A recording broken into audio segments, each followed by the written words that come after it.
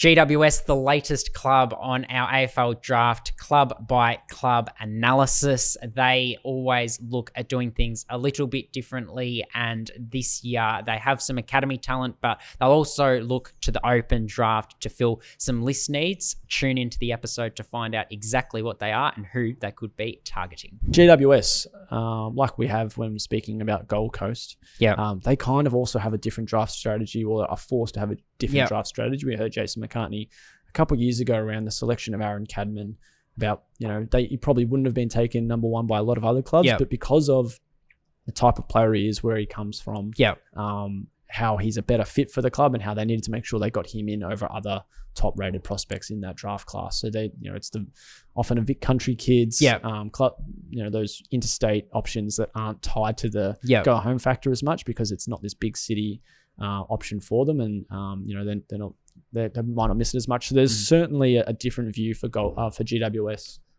and how they go about the draft. Now they're drafting at the moment 10, 28, 34, so just 3 picks, but over 2,100 points. So it's a good position for them.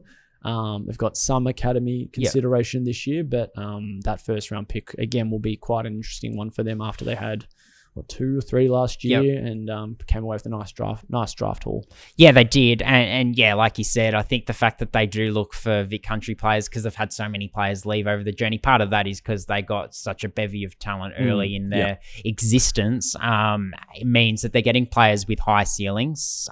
So players who haven't necessarily had access to, 3 times a week training together and that sort of thing. So we often see players that go to GWS then improve a lot more quickly than what some of their counterparts do. Aaron Cadman, probably the outlier, but he's obviously a key position talent. Yeah, you talk about lack of academy talent. They probably would want a key defender to come, and Jim Houston, as we talked about, it's just the one game at this point against Cody Curtin, but certainly showed that he's got some attributes, so he might be one they look to pick up later on. The one I want to put on the map just to add to their midfield depth as that first round option they could look at, I think, is Sam Cumming. So he's one who we know he's clearly got that independence. Had a chat to him earlier in the year, boarding in South Australia. He's always wanted to go to boarding school, and he's from Wentworth, which is just over the river from Mildura. So he's actually a New South Wales kid, but the reason he wanted to go to boarding school was because his older mate Jack Au went to boarding school, and it was so beneficial for him.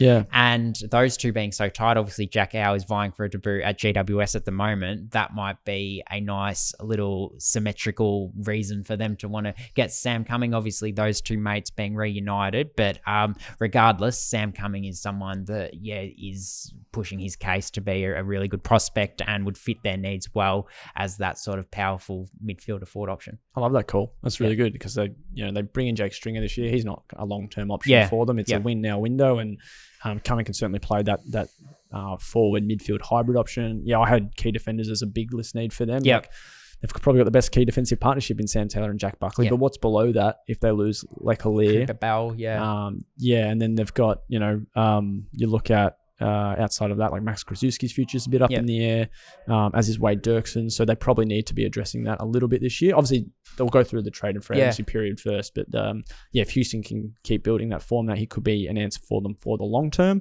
And then I think midfield depth is another one for them. Like, have got such a good midfield, and they do have a few coming through after last year's draft. But I think just keeping that going, as they have had to do for 15 years now, is probably another focus for them. The only other player I'll put on the radar is Tom Burton. A couple of reasons for that. I just think his run and gun style is really suited to the way GWS like to play, but also you do need a certain character, as he said, to go to a non-footy town. And I feel like, having had a chat to him and written a story on him, he'd be someone that would thrive on having that balance and not being all consumed by footy, going to a 2-team town in South Australia or Western Australia or the Melbourne footy bubble. So that would be another player I'd put on the map, but still plenty to play out. So we'll see how it goes.